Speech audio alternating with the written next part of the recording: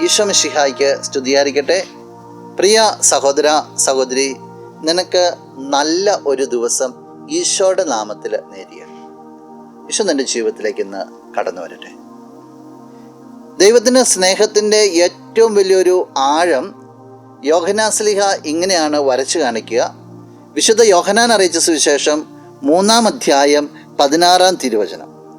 എന്തെന്നാൽ അവനിൽ വിശ്വസിക്കുന്ന ഏവനും നശിച്ചു പോകാതെ നിത്യജീവൻ പ്രാപിക്കുന്നതിന് വേണ്ടി തൻ്റെ ഏകജാതനെ നൽകാൻ തക്കവിധം ദൈവം ലോകത്തെ അത്രമാത്രം സ്നേഹിച്ചു.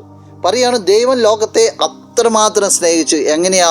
തൻ്റെ ഏകജാതനെ നൽകാൻ തക്കവിധം. എന്തിനു വേണ്ടിയാ? ഈശോയിൽ ദൈവത്തിൽ വിശ്വസിക്കുന്ന ആരും നശിച്ചു പോകാതിരിക്കാൻ വേണ്ടി.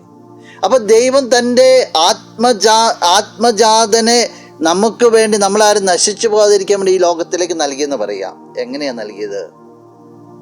അതാണ് കുരിശിലൊരു ബലി അർപ്പണത്തിലേക്ക് പിതാവായ ദൈവം വിട്ടുകൊടുത്തു. തൻ്റെ ഏകജാതനെ, ആത്മജാതനെ വലിയൊരു ബലി അർപ്പണത്തിലേക്ക് ആ പിതാവ് വിട്ടുകൊടുക്കുകയാണ്. അതാണ് ദൈവത്തിൻ്റെ സ്നേഹം. ഈ ക്രിസ്തു എനിക്ക് വേണ്ടി ബലിയർപ്പിക്കപ്പെട്ടു, അവിടുന്ന് ഉയർത്തെഴുന്നേറ്റു. ദൈവത്തിൻ്റെ ആഴമേറിയ സ്നേഹം ആ ബലിയർപ്പണത്തിലുണ്ടെങ്കിൽ, പ്രിയപ്പെട്ട സഹോദര സഹോദരി, ഒന്ന് ചോദിക്കട്ടെ, ഈ ബലിയർപ്പണത്തിൻ്റെ ആഴം നിൻ്റെ ജീവിതത്തിൽ നീ എത്രത്തോളം തിരിച്ചറിഞ്ഞിട്ടുണ്ട്? എത്രത്തോളം നീ അതിനെ സ്വീകരിച്ചിട്ടുണ്ട്? ഇന്നത്തെ ദിവസം ഒന്ന് ധ്യാനിക്കുക. കർത്താവിന് പറയാം, കർത്താവേ, നിൻ്റെ ഈ ബലി അർപ്പണത്തിൻ്റെ ആഴം മനസ്സിലാക്കി തരണമെന്ന്, അതിനനുസരിച്ച് ജീവിതത്തെ ക്രമപ്പെടുത്തുവാനായിട്ട് സഹായിക്കണമെന്ന് നീ നിൻ്റെ ദൈവത്തോട് പ്രാർത്ഥിക്കുക. നമുക്ക് കണ്ണുകളടച്ച് കരങ്ങൾ കൂട്ടാം. നല്ലവനായ കർത്താവേ, നിന്നെ അങ്ങ് സ്തുതിക്കുന്നു, ആരാധിക്കുന്നു, മഹത്വപ്പെടുത്തുന്നു. നിന്റെ നിറ സാന്നിധ്യത്തെ നന്ദിയോടുകൂടി ഓർക്കുക. ഈ വ്യക്തിയെ അനുഗ്രഹിക്കണമെന്ന് പ്രാർത്ഥിക്കുകയാണ്.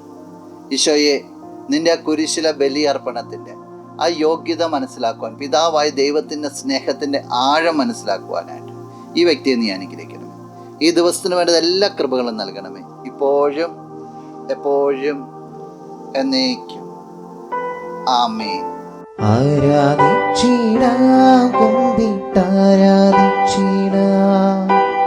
ആരാധിക്കുമ്പോൾ